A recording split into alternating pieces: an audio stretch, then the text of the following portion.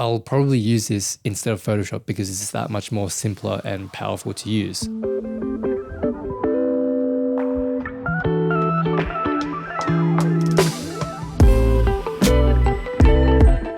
If there's one thing that you want to know about me, is that I love me a good sunset. A lot of my favorite photos or composites are taken during golden hour, sunset or blue hour, and there's something really magical about our skies. Something that we see every day takes on a beautiful array of colors that only lasts for roughly 1 to 2 hours a day given the right conditions. And you think with all the presets that I've developed and all the techniques that I've used that I would have this nailed down to a T, right?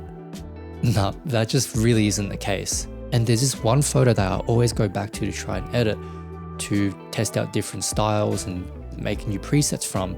And that's this sunset / blue hour photo that I took with Toby with the model Nina posing at the beach. And because the composition is simple, but the lighting is highly dynamic, I find these simple types of photos really quite difficult to edit, because not only can you interpret it in multiple ways, as soon as you start messing around with the colors, what ends up happening is that you break the image and you just ruin the entire photo. So Skylum reached out to me and asked if I wanted to try out Luminar Neo and to see what it's capable of.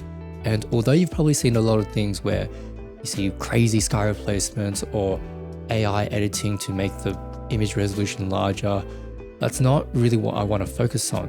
And instead, what I want to do is take this seemingly difficult photo to edit and show you actually how simple it is to use Luminar Neo to get really big results with minimal effort actually. And the way I like to look at Luminar is that it's almost the bridge between Adobe Photoshop and Lightroom. It's like both programs combined together and just made super easy with just a bunch of sliders essentially. You open the photo and you can either come to this preset or edit tab. For this photo, I do want to edit from scratch so I can set my intentions from the start, which is to create a highly dynamic and beautiful sunset landscape photo. And because the photo was shot with the model being underexposed and the landscape being properly exposed, I think having her as a silhouette with some details pop out a little bit would be the more accurate representation of what I saw that day.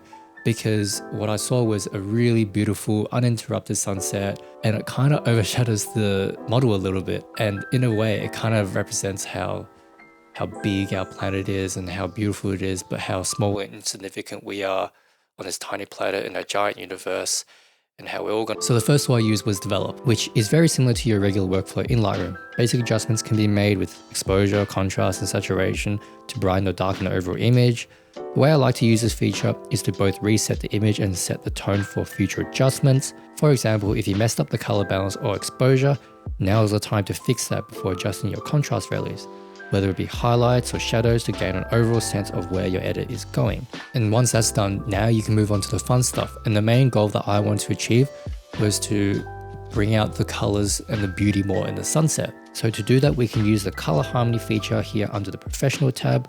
We can adjust the brilliance and color contrast that changes the selected color under the hue tab to be brighter and the opposite color to be darker.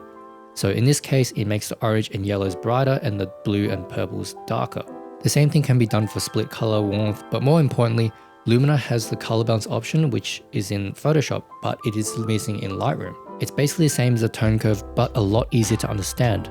Remember, less is more when it comes to these kind of things. And the idea is you want to introduce a little bit of dissonance and color deformity, if you want, in changing the shadows and the highlights and midtones to slightly varying colors to add a bit more of that moody look that you see in a lot of these photos. Now, the cool thing about Luminar is it does have its AI features as well, and how it analyzes your photo to create a bunch of masks and labels is really cool. So for example, I can go through and mask out the model pretty quickly here and darken it to make it a silhouette. If the mask isn't perfect, that's fine, because Luminar does give you the option to refine it. I can also do the same thing here and adjust and recolor the sand, just to make it more cohesive and look a little less muddy. The color tab is also great to use as well. Much like Lightroom, it has hue, saturation, luminance feature, and you can individually go through and fine tune the colors. I honestly use this feature sparingly in both Luminar and Photoshop or Lightroom, because as soon as you go overboard, as I've said, you start to break the gradient and it just doesn't work. All I really did was change the warmer colors to be more golden and the sky to take on more purple and red colors to create a bit of variance. And the cool thing about Luminar is that, much like Photoshop, Luminar arranges things in layers, we can go back and edit individual features again. So I can go back and adjust the silhouette features on the model or even add some adjustments on top. It just makes the process of understanding editing a lot simpler in my opinion, kind of similar to Photoshop where everything is non-destructive. Another thing that Lumina does differently is the vignetting tool. Unlike Lightroom that only does the center of the image, you get to actually choose where the subject is and create the vignette effect around it and create more contrast between subject and background. Toning is also a really useful feature. This was actually what Lightroom had before they changed it to the freaking color wheel, and it's really finicky to use. So I'm glad that Lumina stuck to using just these basic sliders. I love how powerful this tool is in terms of adding extra color. And for me, all I really want to do is just add a little bit more pink into the highlights, because I think just having orange and blue as the sunset colors seems a little bit one-dimensional and flat, and bringing in a little bit of pink to help bridge the gap between purple and orange makes the photo a bit more cohesive, brighter, and just introduces a bit more mood. Another feature that's kind of cool is the landscape feature. Although this probably isn't the best use case for it, the gold nail slider is kind of cool and adds a bit more saturation into the orange, which is nice. The matte feature is also pretty cool as well.